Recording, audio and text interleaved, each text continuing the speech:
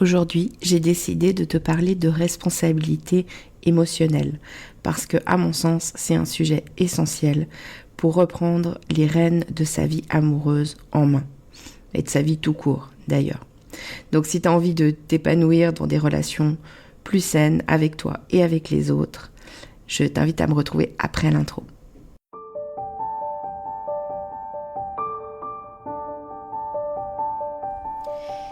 Et si je te parlais d'amour ?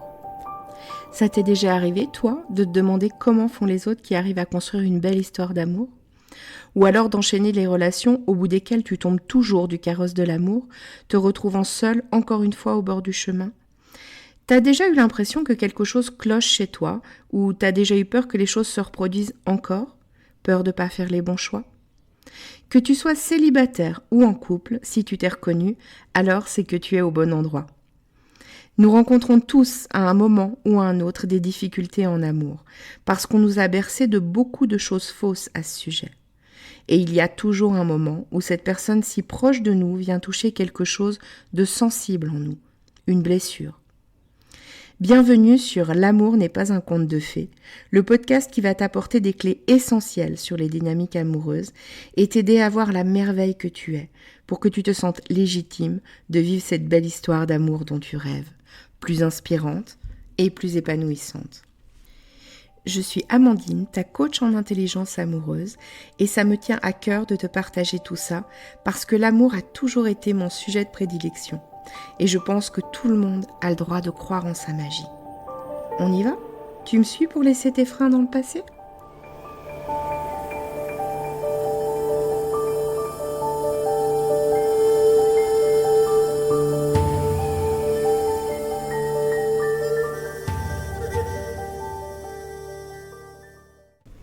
Je suis heureuse de te retrouver aujourd'hui pour ce nouvel épisode. Déjà, excuse ma voix parce que je ne sais pas si tu l'entends, mais elle est un peu fatiguée. Pourquoi j'ai décidé de te parler de responsabilité émotionnelle aujourd'hui ?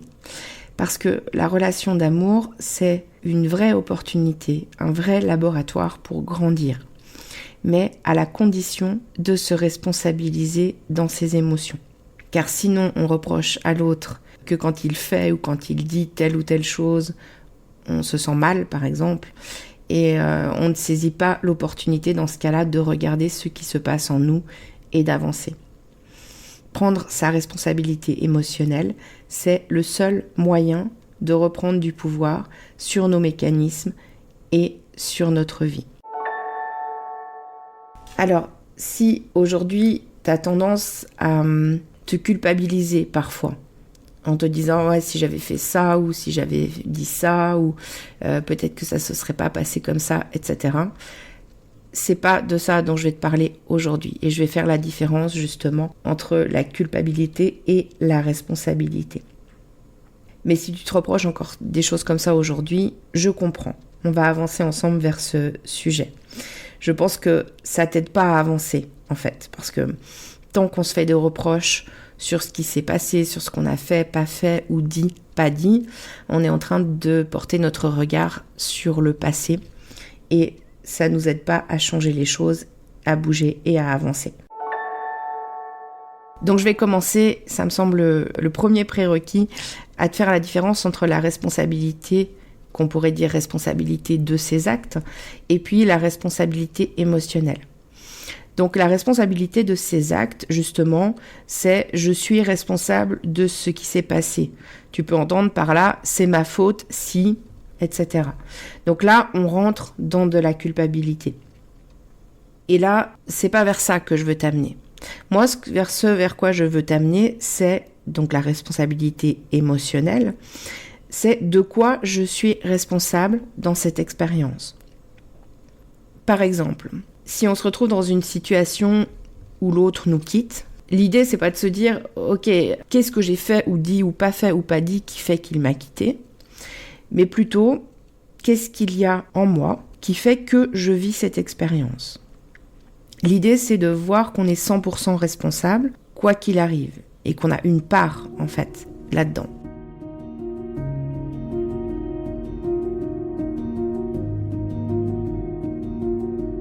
Pour imager mon propos, je vais te raconter une histoire. C'est l'histoire d'une cliente qui est venue me voir. Elle venait de découvrir, elle avait découvert quelques mois auparavant que son mari, avec qui elle était depuis 30 ans, la trompait. Alors, elle était sans dessus-dessous, et j'entendais beaucoup quand elle me racontait qu'elle vivait beaucoup d'injustice par rapport à ce qui s'était passé, par rapport à cette trahison. Beaucoup d'injustice, et puis elle me répétait qu'elle avait tout fait pour lui depuis 30 ans, qu'elle s'occupait de tout à la maison, et ça la faisait passer par tout un tas d'émotions, donc de l'injustice évidemment, de la tristesse, de la colère, même du dégoût, à la fois de son mari, mais aussi d'elle-même. Quelque part, elle se reprochait d'avoir fait tout ça pour lui, pour en arriver là, aujourd'hui.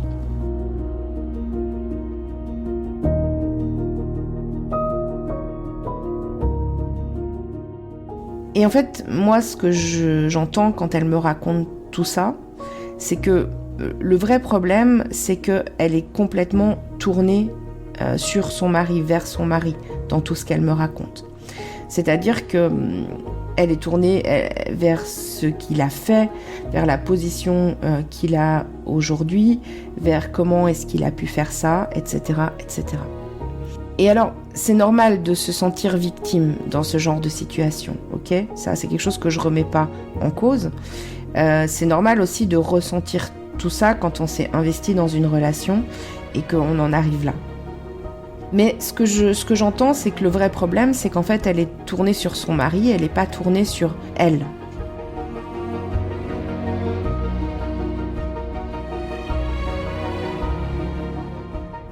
Ce que j'ai cherché à lui expliquer, c'est qu'en faisant ça, elle avait aucun pouvoir, parce qu'elle ne pouvait pas ni changer la situation, ni changer les événements qui se sont produits, ni même changer l'attitude ou la position de son mari. Donc la seule personne sur qui elle pouvait avoir du pouvoir, c'était elle, et comment elle pouvait percevoir les choses. Et quand je l'ai questionnée sur ce que ça lui faisait ressentir, à quoi ça lui faisait penser, elle m'a aussi raconté que c'était quelque chose qui se reproduisait parce qu'elle avait été aussi trahie par son précédent mari. Et en fait, petit à petit, elle s'est mise à étudier la position qu'elle avait dans ces couples. On a découvert qu'elle avait une blessure d'abandon, qu'elle avait énormément peur d'être abandonnée et que du coup, dans la relation, elle faisait tout pour ne pas être abandonnée à son sens. Donc elle faisait tout pour l'autre, elle faisait tout pour lui être agréable, pour pas générer de conflits, etc.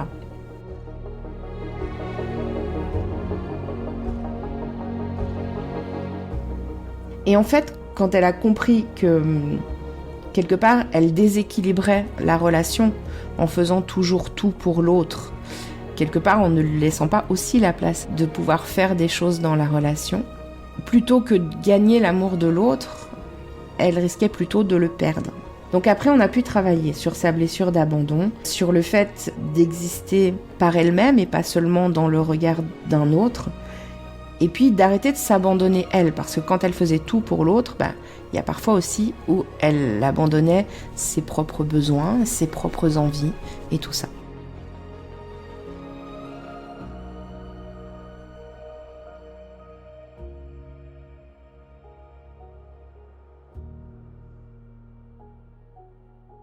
Donc la responsabilité émotionnelle, c'est s'approprier ce qu'on vit.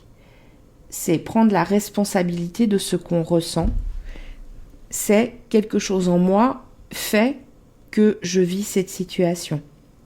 On peut l'imager par un exemple qui est assez commun et connu. C'est que par exemple, c'est souvent les gens qui souffrent d'abandon qui sont les cibles des pervers narcissiques. Donc c'est bien qu'il y a quelque chose en nous qui génère les situations qu'on vit. Alors prendre la responsabilité de ce qu'on ressent et se dire qu'il y a quelque chose en nous qui fait qu'on vit ça, c'est une première étape. La deuxième étape de cette responsabilité émotionnelle, c'est ok, maintenant, qu'est-ce que je fais pour que ça change ? Et puis au passage, la responsabilité émotionnelle, chacun en a une, ok ? Donc dans la relation, tu as ta responsabilité émotionnelle et l'autre a aussi sa responsabilité émotionnelle. attention de ne pas priver l'autre de sa responsabilité. Parce que si, sous prétexte de vouloir ménager ton partenaire pour qu'il se sente bien ou pour qu'il se sente mieux, ou pour ne pas créer de conflit dans la relation, tu lui retires quelque part sa responsabilité émotionnelle, tu ne l'aides pas. Tu ne l'aides pas lui et tu n'aides pas la relation non plus. En fait, ce qui se passe dans la relation, mais dans la vie de tous les jours aussi, c'est qu'on a nos films intérieurs. Et sur ces films intérieurs, il y a des résonances émotionnelles.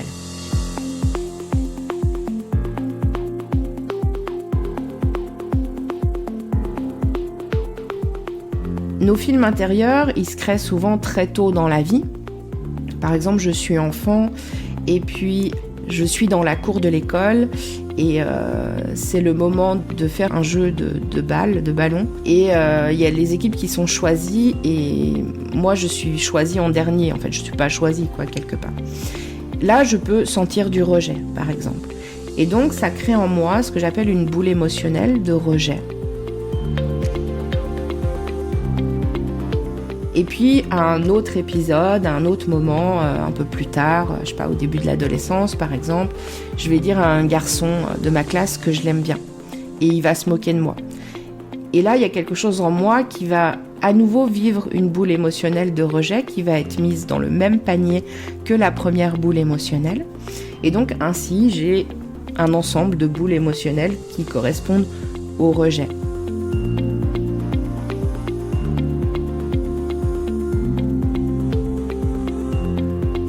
Et ces boules émotionnelles qui correspondent au rejet, elles correspondent évidemment à une émotion ou à des émotions. Elles correspondent aussi à des mots qui ont été prononcés, des situations qui ont été vécues, etc. Et c'est ce qui fait qu'à l'intérieur de moi, j'ai tous ces films intérieurs.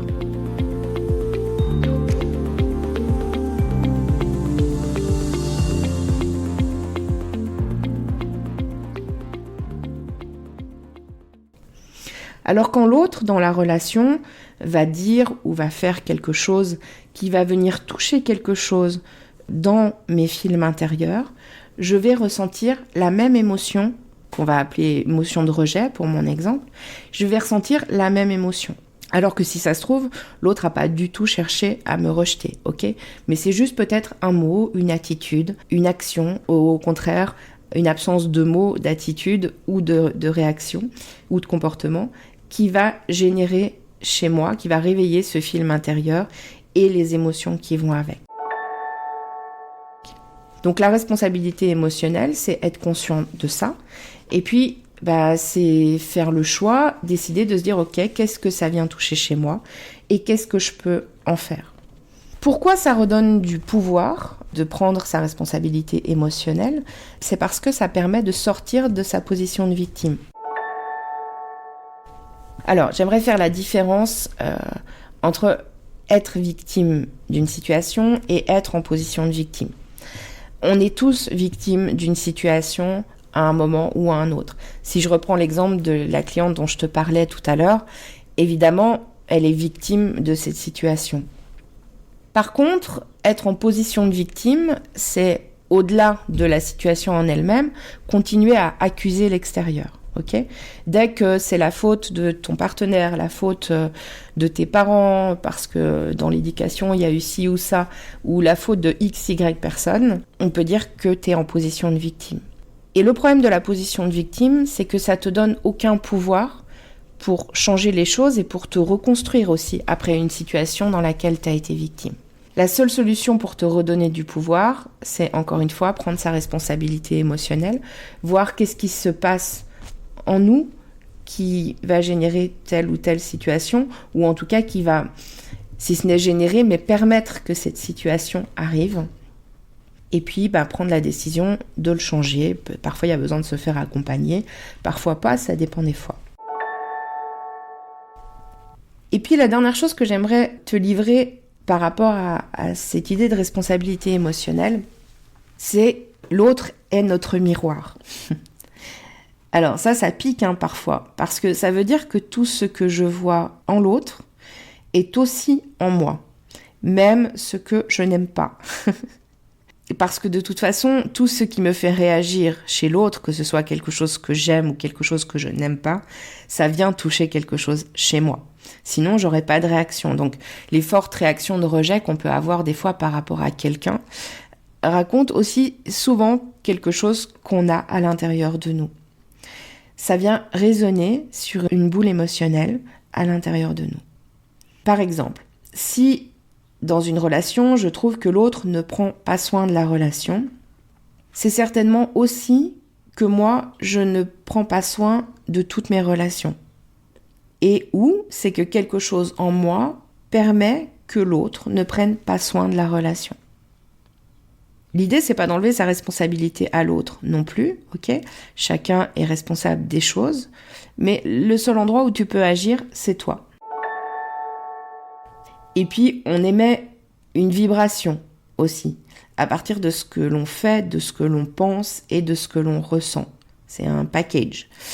C'est pour ça que, par exemple, les choses sur la pensée positive, je trouve que c'est très intéressant, mais c'est pas toujours suffisant. Parce que la vibration, elle correspond à la fois à nos actes, à nos pensées et à nos émotions.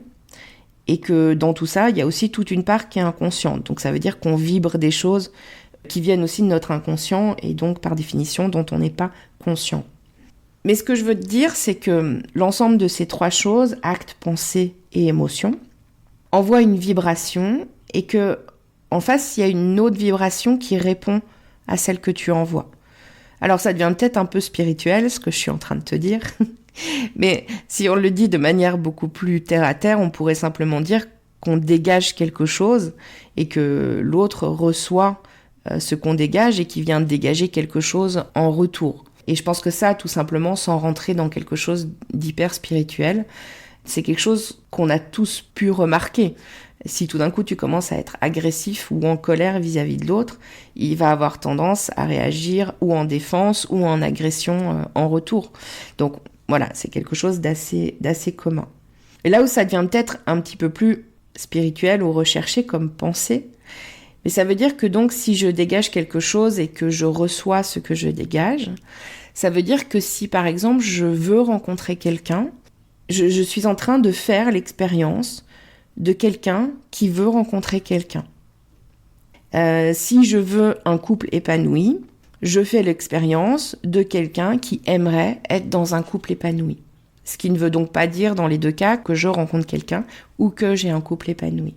Le petit tips que j'ai envie de te donner par rapport à ça, dans la vie en général et en amour en particulier, puisqu'on parle d'amour, c'est de chercher à vivre un chemin plutôt qu'un résultat.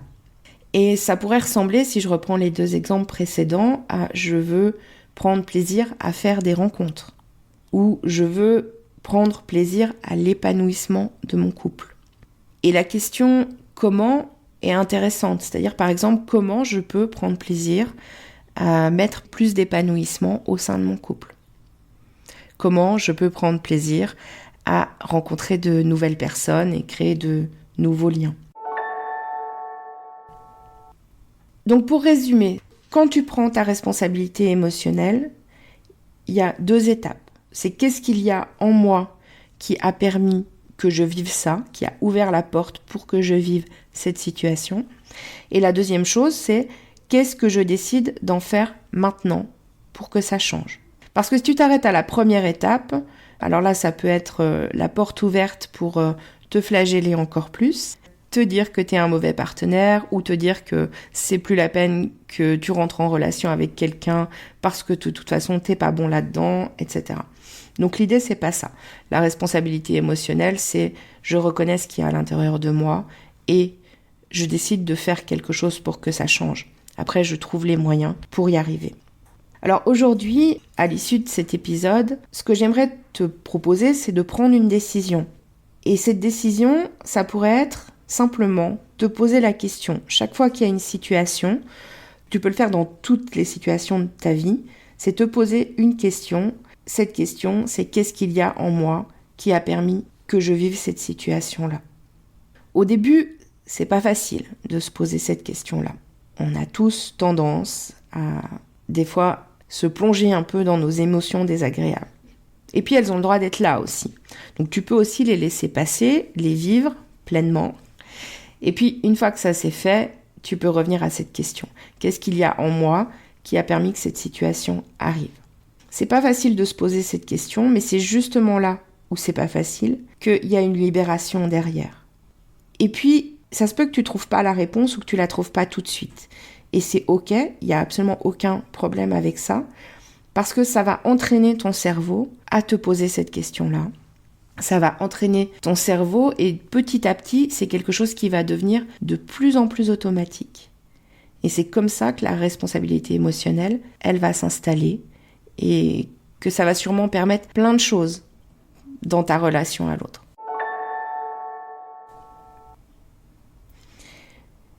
J'espère que l'épisode d'aujourd'hui t'aura inspiré. La responsabilité, c'est un grand sujet que j'ai essayé de te résumer un petit peu ici. J'aurai plaisir à en reparler avec toi. Si tu as envie, tu peux me contacter sur mon compte Instagram. Tu peux laisser un commentaire ou tu peux venir m'en parler en MP. Je serai super contente de pouvoir en parler avec toi. Et en attendant, je te dis à la semaine prochaine, le 14 février, où je te proposerai un épisode spécial Saint-Valentin. Bye bye!